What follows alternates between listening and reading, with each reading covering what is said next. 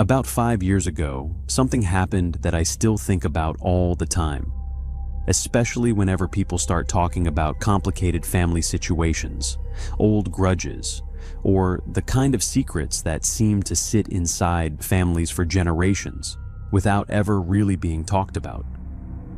It was one of the strangest and most unsettling periods of my life, and even now, looking back on it, there are parts of it that I still can't fully understand.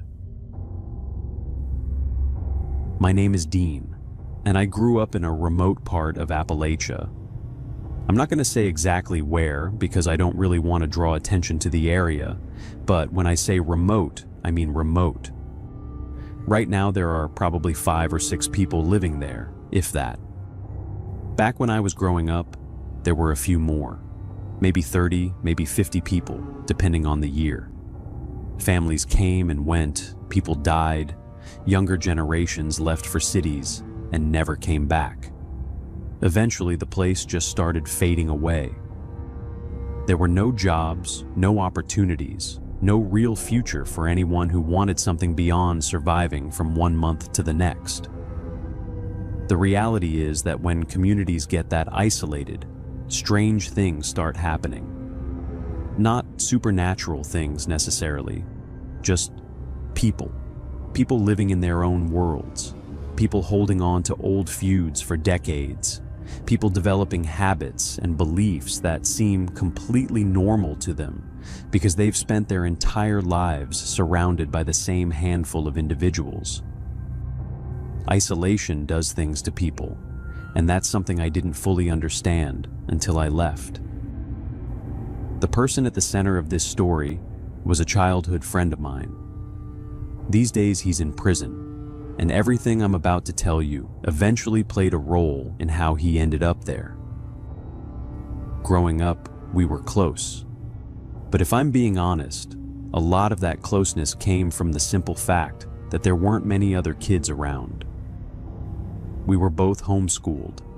Our mothers handled our education, and neither of us spent much time around people our own age.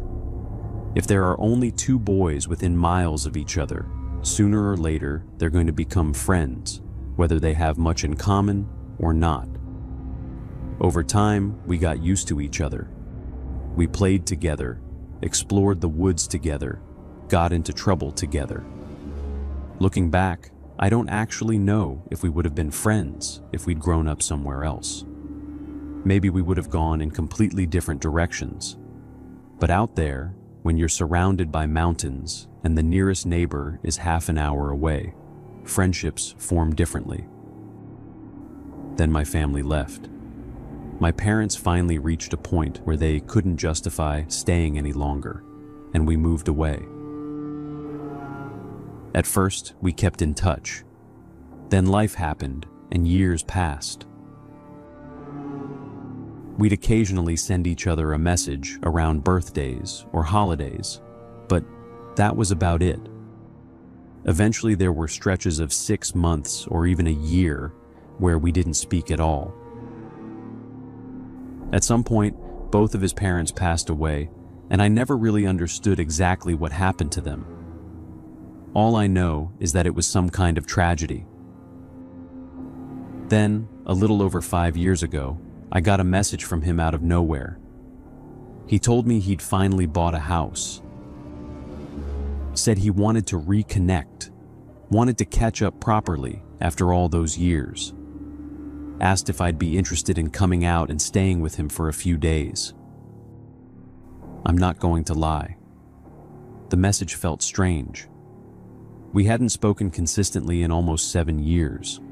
It wasn't like we'd been maintaining some long-distance friendship. We were practically strangers at that point.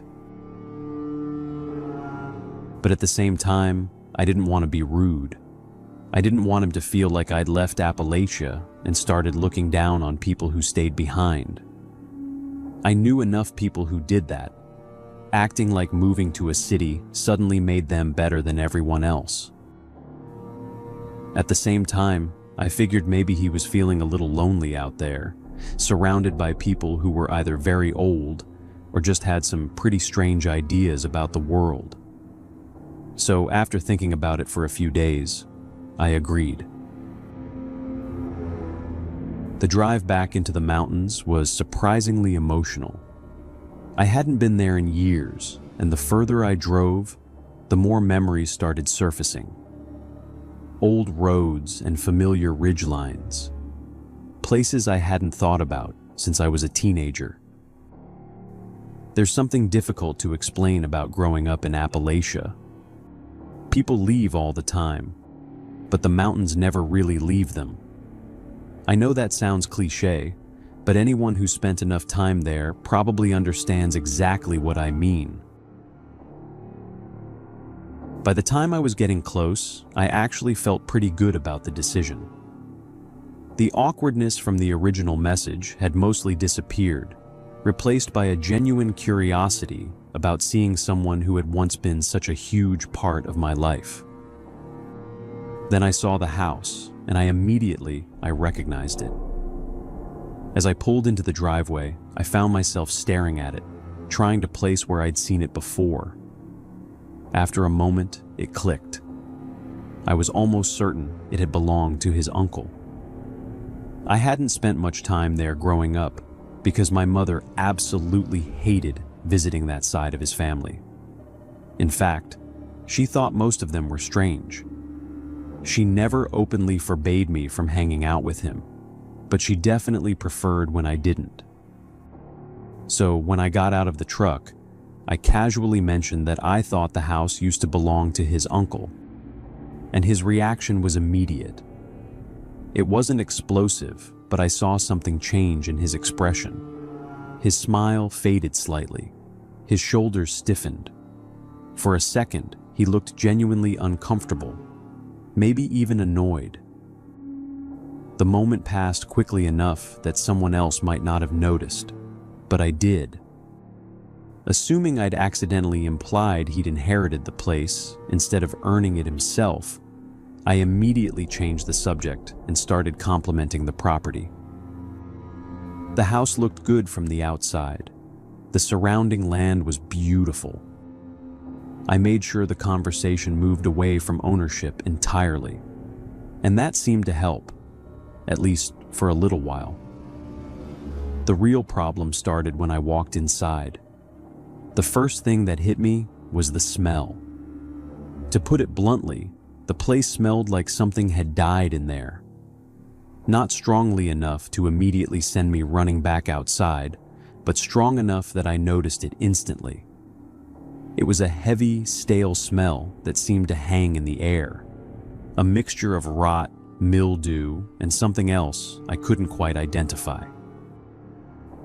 Now, I've spent plenty of time in old mountain homes. A lot of them smell strange because a lot of the older folks around there either don't have the habit or the ability to open the windows and let fresh air circulate through the house. Some haven't been properly maintained in decades, so I didn't immediately jump to conclusions. Instead, I made up an excuse. I told him I had asthma issues and asked if we could open some windows to get some fresh air moving through the house. Thankfully, he didn't question it. We opened several windows and spent the next half hour walking through the house while he showed me around. Most of the rooms looked normal enough, a little cluttered and a little neglected in places, but nothing too unusual. The bedroom I'd be using was clearly a guest room that hadn't been touched in a long time. There was dust everywhere, but at least it was functional. A quick cleanup would make it perfectly fine for a few nights. Then he mentioned something that stood out immediately. The entire second floor was off limits. I honestly didn't think much of it at first. People have private spaces. It's okay. People have rooms they don't want guests wandering into. So I simply nodded and told him that was fine. What caught me off guard wasn't the rule itself. It was the fact that he seemed almost disappointed that I didn't ask why. There was a brief pause where he looked at me expectantly, as if waiting for me to question it. When I didn't, he explained anyway. According to him, he was doing renovations upstairs. The flooring wasn't stable in certain areas. Parts of the structure needed work, and he didn't want me getting hurt while I was staying there.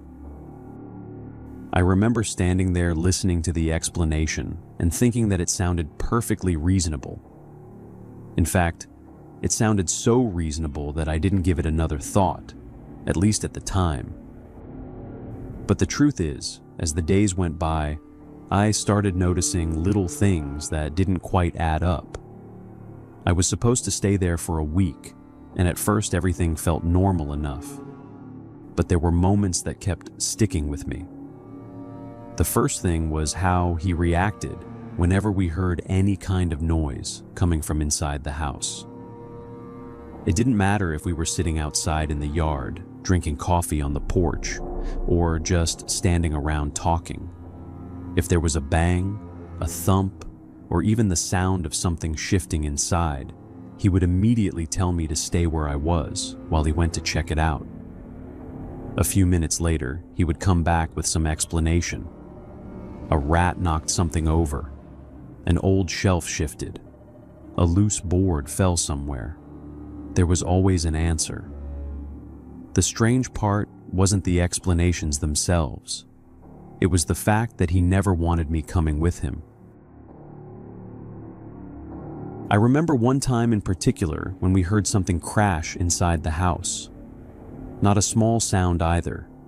It sounded like something heavy had hit the floor hard enough to shake the place.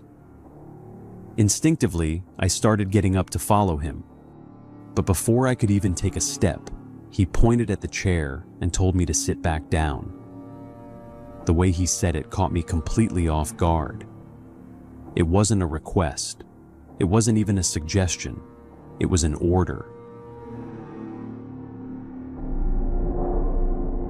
His voice got sharp enough that I actually froze for a second.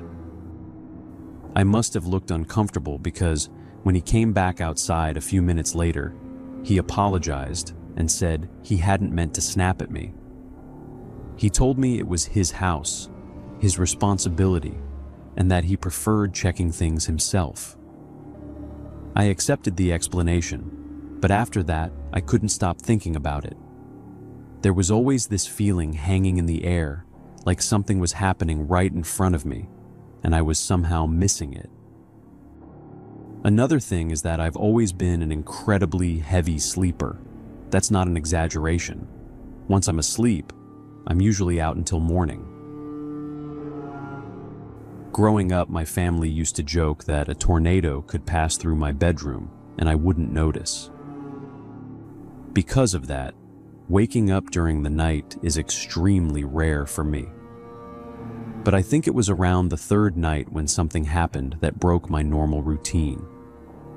We'd made dinner that evening and somehow managed to oversalt almost everything. I ended up drinking way more water than usual before bed, which meant that sometime in the middle of the night, I woke up needing to use the bathroom. As I sat up in bed, still half asleep, I immediately heard something above me. At first, I just lay there listening. It wasn't the sound of the house settling or old wood creaking. I grew up around houses like that. I know the difference. This sounded like someone moving around upstairs. And the second I heard it, I remembered something my friend had said the day before. Completely out of nowhere, he'd asked me if I still slept as heavily as I used to when we were kids. If I still slept through the night without waking up. I remember laughing and telling him yes, that I was exactly the same. Once I fell asleep, I was usually gone until morning. What struck me at the time was how relieved he seemed by that answer. Not happy, but relieved. Back then, I hadn't thought much of it. It felt like one of those random conversations people have when they're reminiscing about childhood. But standing there in the dark, listening to somebody pacing around on a floor that supposedly wasn't being used, the memory came rushing back immediately. For several seconds, I stayed completely still, trying to convince myself there had to be some reasonable explanation. Maybe he was awake. Maybe he was moving furniture around. Maybe there really were renovations happening up there after all. But the longer I listened, the less that explanation made sense. The footsteps weren't moving around randomly. Whoever was up there seemed to be walking back and forth across the same section of floor, over and over again. I got out of bed and stepped quietly into the hallway. The house was completely dark except for a faint glow coming through one of the windows. I could still hear it. Someone was definitely upstairs. I slipped out of the bedroom as quietly as I could because the last thing I wanted was for my friend to realize I was awake. I walked down the hallway and stopped at the bottom of the staircase that led to the second floor.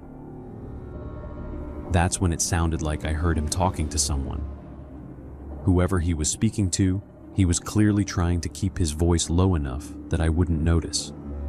But in the silence of the house, I could still hear it. It genuinely sounded like a conversation. The thing is, one of the things I remembered from when we were kids was that both of us, and especially me, had a habit of talking to ourselves. It sounds strange, but when you grow up that isolated, you find your own ways to process thoughts. We didn't have many people around. Sometimes the easiest way to work through something was to say it out loud.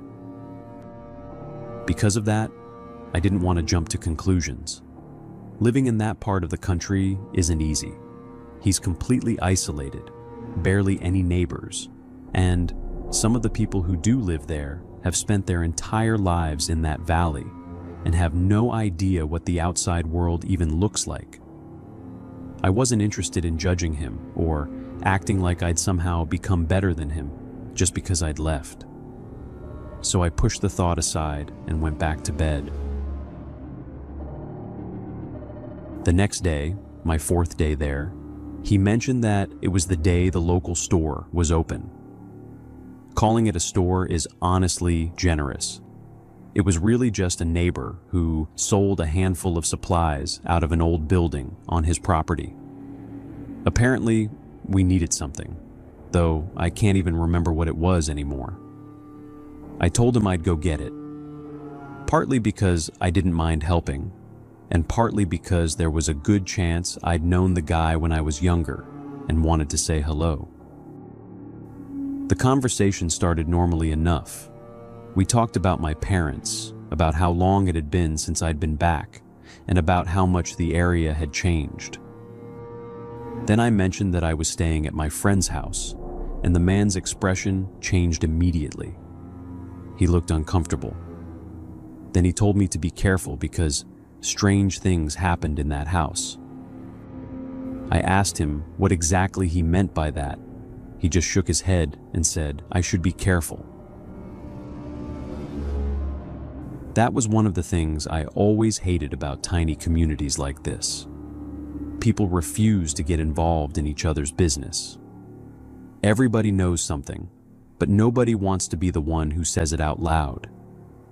They let things happen right in front of them because they don't want trouble with their neighbors. Still, I won't lie and say the conversation didn't bother me. It did. Because it confirmed something I'd already started feeling myself. Something wasn't right in that house. That afternoon, I made up my mind. I was going upstairs. I knew it wasn't technically my business. I knew I was staying in somebody else's home, and he'd made it very clear that he didn't want me up there. He had every right to set that boundary. But at that point, I had a bad feeling that I couldn't shake, and it had reached the point where ignoring it felt worse than breaking the rule. I remembered something about my friend from when we were younger. He was paranoid. Not in a dangerous way back then, but enough that if he thought somebody had been messing with his property, he'd immediately go investigate. So when I got back from the store, I casually told him that I'd noticed the shed door standing open and thought somebody might have been inside. It worked perfectly. I watched the concern appear on his face almost instantly. I suggested he go take a look while I put away the supplies. He nodded and headed outside without questioning it. The second I heard the front door close behind him, I took off toward the staircase. I practically ran upstairs. When I reached the top, I found the door he'd always kept off limits. It wasn't even locked, so I opened it. And what I saw in that room still bothers me 5 years later. Sitting on a bed was his uncle. The same uncle we'd been afraid of as kids. The one we used to whisper about because something about him always felt off. Only now he looked much older, much weaker, and he was so thin that it looked like the bed was holding him together. What scared me the most wasn't seeing him in such a miserable condition, but seeing him tied to that bed in a way that was completely inhumane. My first thought was that he was heavily drugged, but not so heavily drugged that he couldn't understand what was happening. And the moment he saw me, something changed in his face.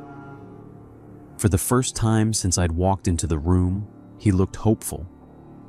Then he managed to force out a single word. Help. That was all he said. At that point, I knew I had to move quickly. I didn't know exactly what was going on, but I knew enough to understand that whatever it was bad. Then I heard the front door downstairs close. My friend was coming back. I rushed downstairs as quietly as I could and tried to act normal. A few moments later, he called out, asking where I was. I told him I'd come back to my room because my stomach was bothering me and I needed to use the bathroom. Thankfully, he didn't question it. I locked myself inside and immediately called the police. I gave them the address and explained everything I'd seen. Then I waited. And that's when I heard his footsteps stop outside the bathroom door. The silence lasted only a second. Then he spoke. And I swear it was a voice I'd never heard from him before. He asked if I'd been upstairs. By then I knew he'd figured it out. I didn't know what he was going to do. I just knew it wasn't going to be good. The police were still a long way out. We were deep in the mountains, and help wasn't going to arrive quickly.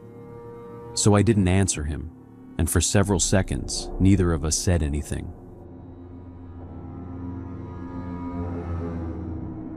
Then I heard the doorknob start turning, at first slowly, then harder. Then the entire door shook as he started throwing his weight against it. He shouted that he had a spare key, that I had nowhere to go, that sooner or later he'd be inside. And the worst part was that he was probably right.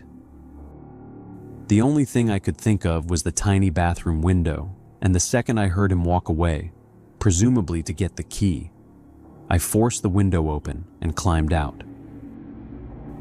I was only on the first story, but the fall still messed up my leg pretty badly when I landed. But adrenaline took over, and I got up and ran. I made it into the woods and disappeared among the trees. As I moved farther into the forest, I could hear him calling my name somewhere behind me. He knew I'd escaped. He knew I was out there. And that terrified me because, unlike me, he actually knew those woods. I'd grown up there, sure, but I'd spent years living in the city. He still hunted there. He still spent his life in those mountains. If he wanted to find somebody in the forest, he'd probably find them eventually. That thought stayed with me every second I was hiding out there. But thankfully, I never had to find out. About 20 minutes later, maybe a little more, I heard sirens in the distance, and that was the end of it. The police arrested him that day. I later learned that he'd been keeping his uncle drugged so he could maintain control of the property and eventually inherit the house without any interference. The investigation uncovered enough evidence to put him away, and he's still in prison now, even though I know that sooner or later he'll be released again. What bothered me afterward was realizing that people around there probably knew something was wrong. Maybe not the full story, maybe not all of it, but enough. This happened 5 years ago, and for a while, it was all anybody in that area talked about. People acted shocked when the truth came out, but sometimes I wonder if they were really shocked by what he had done, or if they were shocked that somebody had finally decided to do something about it. The only thing I do know is that, because his uncle had absolutely no family support left, I decided the least I could do was help get him into a long-term care facility where he could be looked after properly. By that point, the doctors had already told us that years of being drugged had done serious damage to his body. He was incredibly weak, both physically and mentally, and they didn't believe he had much time left. The truth is, he passed away about 2 years later. But at least those last 2 years were spent somewhere safe, somewhere people actually cared whether he ate, whether he slept, whether he was comfortable, whether he was treated like a human being. Considering what he'd been living through before that, I take some comfort in knowing he was able to have at least a little peace at the end of his life. But even now, 5 years later, it still shocks me that my friend was capable of doing something like that. Then again, if I'm being completely honest with myself, it doesn't surprise me as much as I sometimes pretend it does. We grew up together. I knew him better than most people did. And even back then, there were moments when you could tell something wasn't quite right. He was never what I'd call a particularly compassionate person. He wasn't cruel for the sake of being cruel, but he had a way of looking at people that made them feel more like obstacles than human beings. What still makes me question everything to this day is why he even invited me to that house in the first place. It was almost like part of him wanted someone to know the truth, even though he clearly went out of his way to make sure I wouldn't find out. Maybe he really was that lonely and isolated, and between having company and eventually getting caught, he just chose the risk.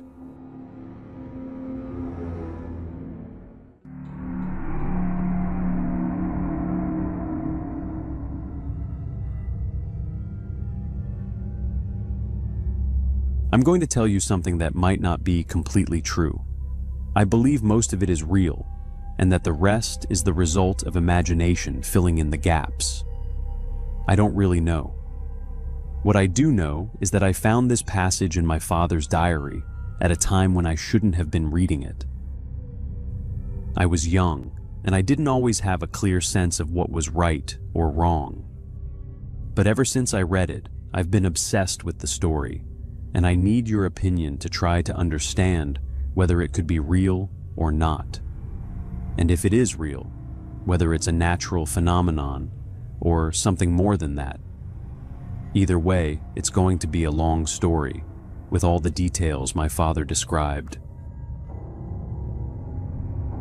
It all happened to my father in October of 1994, and even though more than 30 years have passed since then, it remains one of those stories that nobody in my family enjoys discussing for very long.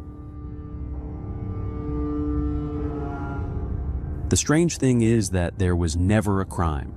There was never an accident. And as far as anyone knows, nothing illegal happened during that trip. My father returned home physically unharmed. He wasn't attacked.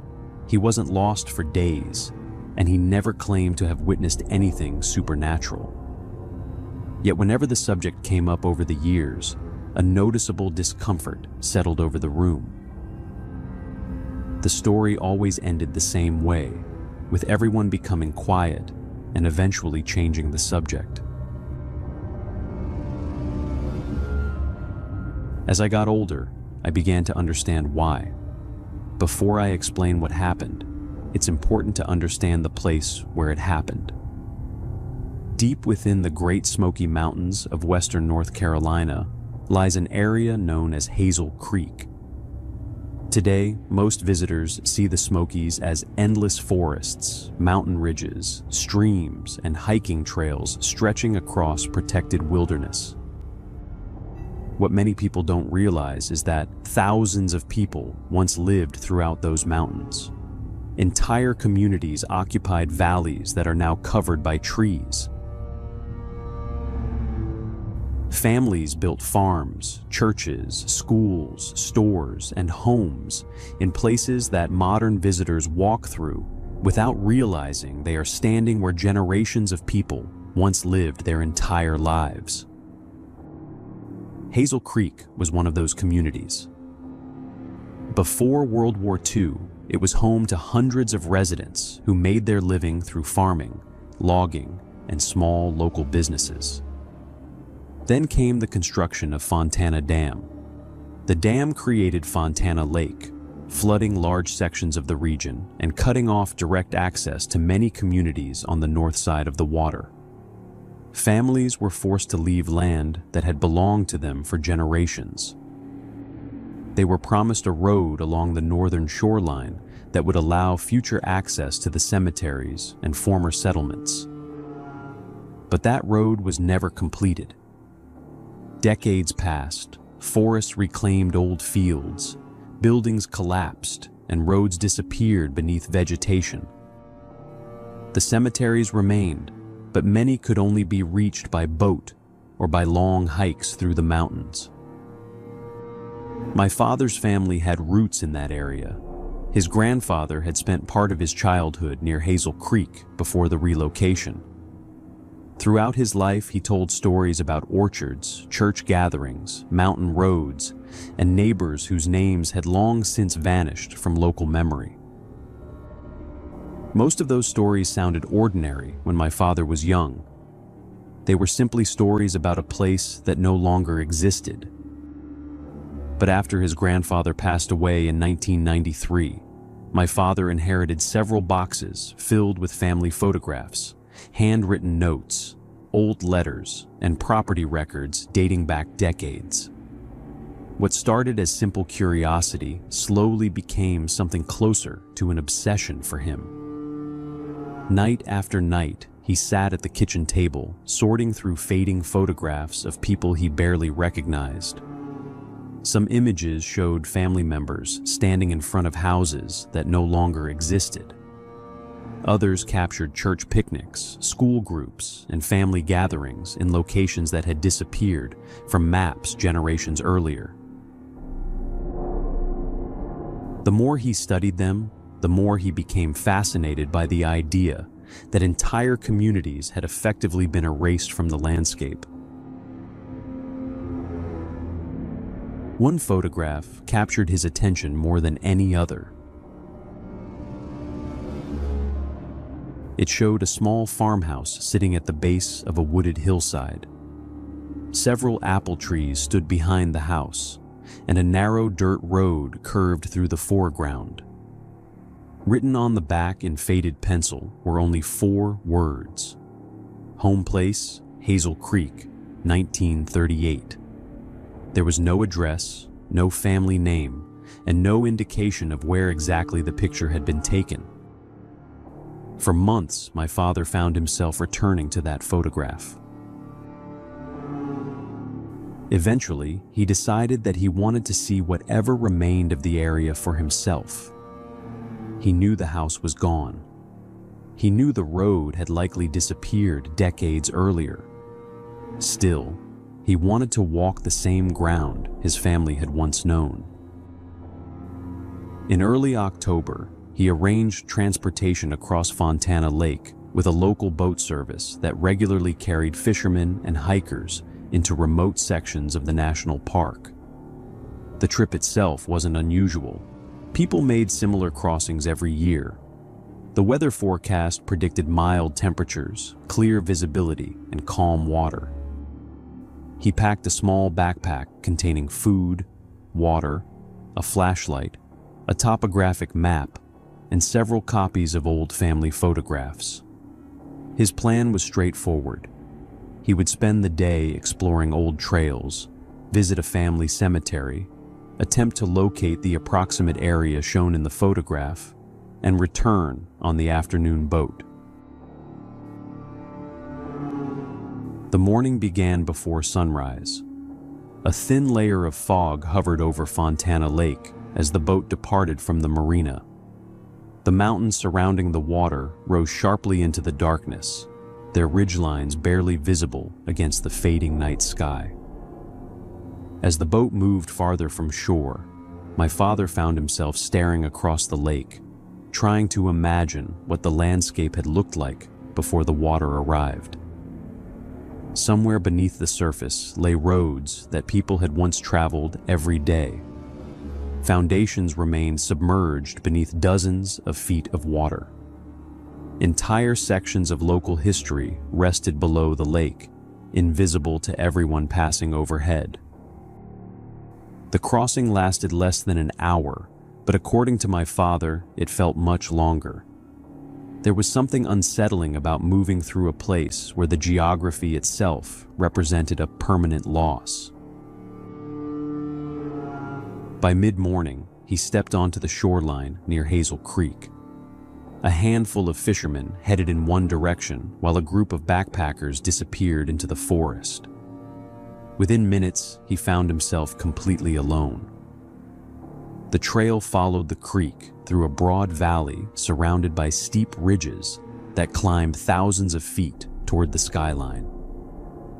The forest was dense but beautiful, dominated by hardwoods beginning to display the first signs of autumn color. Sunlight filtered through the canopy and reflected off the creek, creating flashes of silver between the trees. For the first hour, the hike felt peaceful.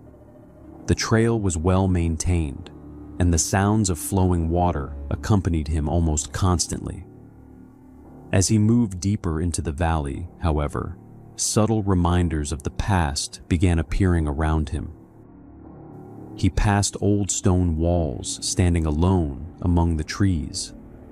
He noticed clusters of daffodils growing far from any modern settlement. Several ancient apple trees still produced fruit despite decades of neglect. In multiple locations, rectangular depressions in the ground suggested the outlines of long collapsed structures. None of these discoveries were scary on their own, but together they created a strange impression. It felt less like hiking through wilderness and more like walking through the remains of a forgotten civilization that had been slowly consumed by nature. Everywhere he looked, evidence of former lives remained hidden just beneath the surface. Around noon, he reached one of the old family cemeteries. The site sat on a gentle rise above the creek, surrounded by towering trees. Moss covered many of the headstones, and fallen leaves had gathered between the graves. Some markers remained clearly readable, while others had become nearly impossible to decipher. He spent over an hour there, comparing names against family records and studying dates. Entire generations rested beneath those trees. Infants, farmers, mothers, veterans, children. Some had lived long lives. Others had died before reaching adulthood. Looking across the cemetery, my father became aware of how isolated these graves had become. The people buried there once lived within walking distance of one another. They attended the same churches, shared meals, worked together, and raised families in neighboring valleys. Now their descendants often needed boats simply to visit them. After leaving the cemetery, he decided to continue farther up the valley than originally planned. The weather remained perfect, and he felt confident navigating the area. Using old photographs and a topographic map, he began searching for landmarks that might help identify the location of the farmhouse. Several hours passed. He crossed small streams, followed sections of abandoned roadbeds, and explored clearings where buildings had once stood. Eventually, he discovered a hillside containing several ancient apple trees remarkably similar to those visible in the photograph.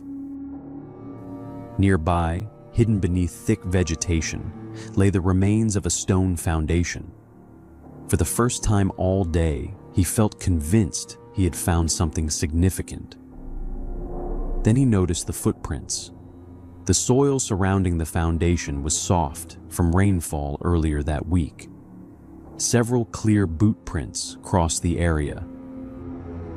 They weren't old. They appeared recent enough that their edges remained sharply defined. At first, he assumed they belonged to another hiker. That wouldn't have been unusual. But after examining them more closely, he realized something interesting. Whoever had left them seemed to have spent considerable time around the site and was barefoot. The tracks circled the foundation repeatedly before disappearing into the woods beyond the orchard. Someone had been there, and not very long ago.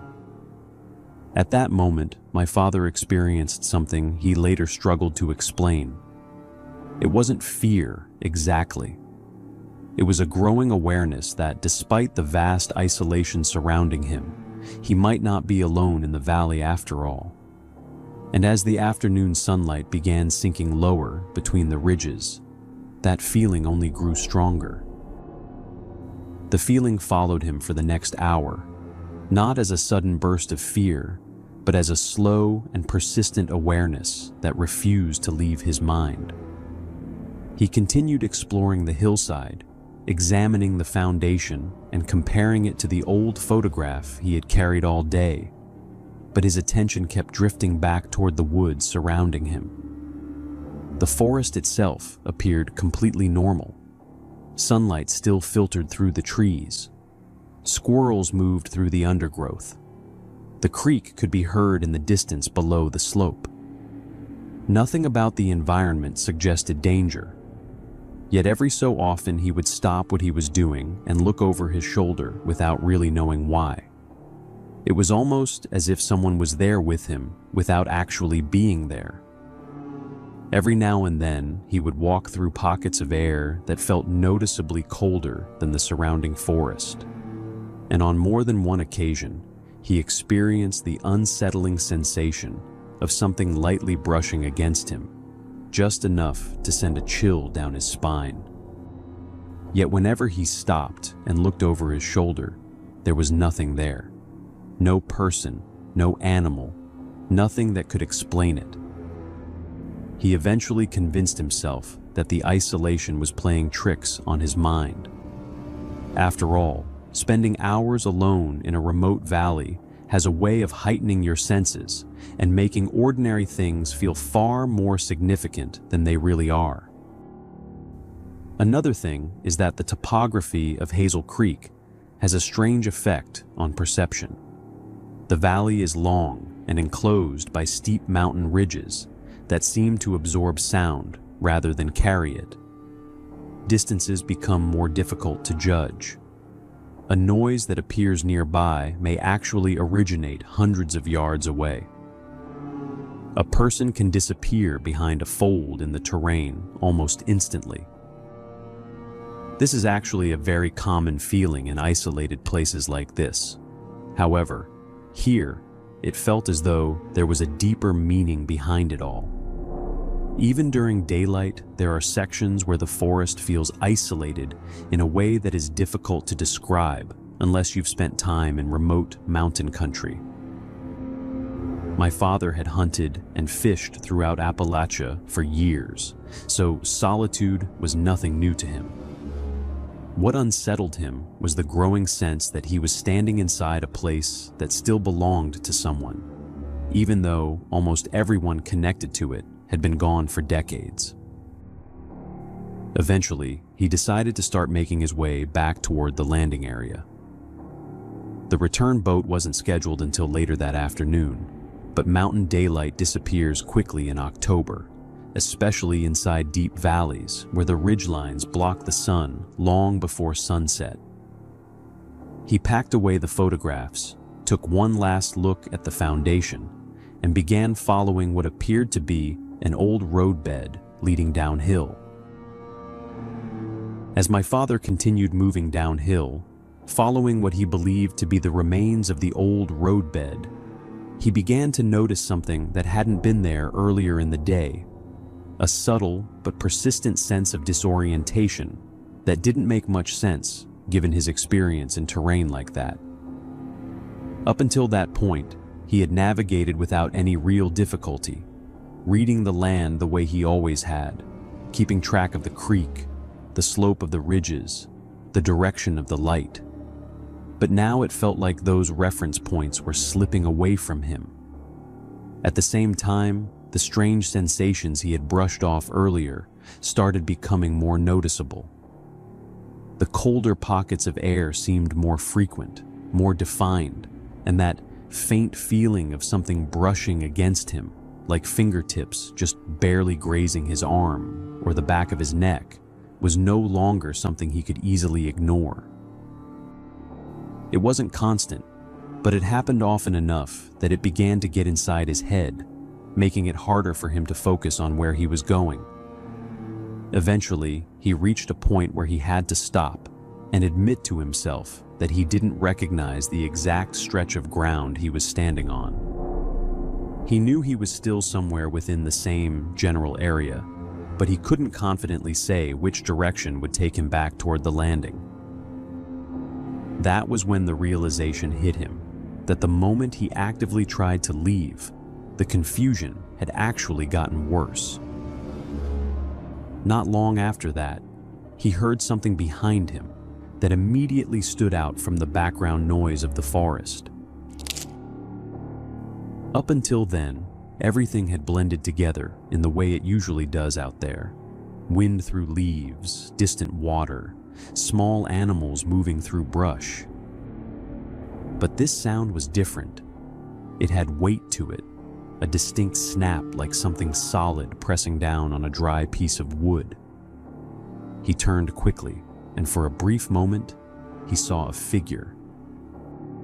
It was a man, partially concealed behind a cluster of trees, standing still enough that if my father hadn't turned at exactly that moment, he probably wouldn't have noticed him at all. The reaction was immediate and instinctive. He didn't call out, didn't try to figure out who it was or what they were doing there. He just ran. The situation made no sense to him, being watched in a place that isolated, already disoriented, already unsettled. And the idea of someone deliberately hiding from him was enough to push him into a bit of panic. He moved as fast as he could through the trees, trying to put as much distance as possible between himself and whatever he had just seen. The problem was that no matter how far he went, it didn't feel like he was actually getting anywhere. The terrain began to feel repetitive in a way that didn't line up with how he had come through it earlier. He would pass a cluster of rocks, a fallen tree, a bend in the slope, and then, minutes later, see something that looked almost identical. At first, he told himself it was just the nature of the forest, that everything starts to look the same when you're tired and moving too fast. But deep down, he knew that wasn't entirely true. There was a growing sense that he was circling without meaning to, that he was being pulled back into the same space over and over again. At some point, he became aware of a voice behind him. It wasn't loud, it didn't echo, but it was close enough that it cut through everything else. It was calling out to him, telling him to stop, to wait. By then, the fear had shifted into something more desperate. It wasn't just about being followed anymore. It was about not being able to leave, about the possibility that he might actually be stuck there with no clear way back.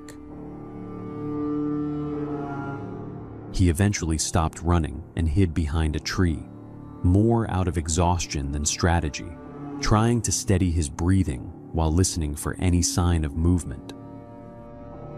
The voice came closer, and when it did, there was a change in its tone that caught him off guard.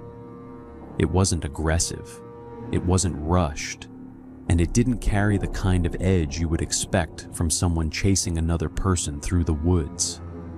It sounded calm, almost reassuring, telling him not to be afraid, that there was no intention to harm him, only to help. For reasons he couldn't fully explain, something about that voice felt genuine to him. It wasn't just the words themselves, it was the way they were said, steady and controlled, grounded in a way that cut through the panic he had been building up. Slowly, with nowhere else to go and no real way to keep running, he stepped out from behind the tree. The man standing there didn't look threatening. There was nothing outwardly strange about him, despite his clothing and the sense of isolation weighing on him. There was something in his presence that made it clear he belonged there in a way my father did not. He explained, without urgency, that the area they were in wasn't like the rest of the mountains, that people who wandered too far into certain parts of it didn't always find their way back out. He described it less like a physical trap and more like something that held on to people, something tied to what remained of the place and the lives that had once filled it. According to him, there were forces there, whether you called them spirits or something else, that interfered with a person's sense of direction, their perception, even their emotions, making it harder and harder to leave the longer they stayed. He said his family had lived in that area for generations, long enough that he had learned how to exist within it without being affected in the same way, and that over time, helping others find their way out had become something close to a responsibility for him. Not everyone made it. Some people, he said, never managed to break free from that confusion and eventually lost themselves completely. My father later wrote that what convinced him wasn't just what the man said, but the way he said it, and more than that, the look in his eyes. There was a warmth there that didn't match the isolation of the place, something steady and human that grounded everything else he was hearing. It made it easier to believe that this wasn't a trick, that this wasn't another layer of whatever had been affecting him. The man showed him a direction, pointing out a path that didn't look any different from the others at first glance. But once my father started following it, something shifted. The confusion that had been building in his head began to ease, not all at once, but enough for him to recognize landmarks again, to feel like he was actually moving somewhere instead of in circles. Eventually, he found his way back to the main trail, and from there, back to the shoreline where the boat was scheduled to pick him up. He made it just in time. According to him, if he had been even a few minutes later, he would have missed it entirely. He thanked the man before leaving, though he never described exactly how that moment ended, only that he turned back once, and the man was no longer there in the way you would expect someone to be if they had just been standing nearby. After that, he returned home physically unharmed, just like I said at the beginning. Nothing had happened that could be easily explained as an injury or an incident. But something about him had changed. It wasn't obvious at first, and it wasn't anything outwardly alarming. It was more subtle than that, like a weight that hadn't been there before. He became quieter, more withdrawn at times, as if part of him was still somewhere else, still trying to process something he couldn't fully put into words. I've tried to talk to him about it over the years, though never directly in a way that would make it clear I had read his journal. I think he suspects that I have, even if he's never said it. The truth is, I don't know what to believe about what he experienced. There are explanations, natural ones, psychological ones, things about isolation and terrain that can affect the mind in ways people underestimate. But at the same time, the consistency of what he described, the way he wrote about those sensations before he ever encountered the man, makes it harder to dismiss completely. Hazel Creek for me has become something more than just a place on a map. It's something unresolved, something that sits in the back of my mind in a way I can't quite ignore.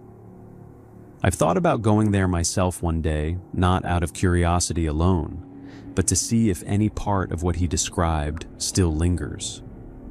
If it does, then I think I'd want to know. And if it doesn't, I'm not sure that would be any more reassuring.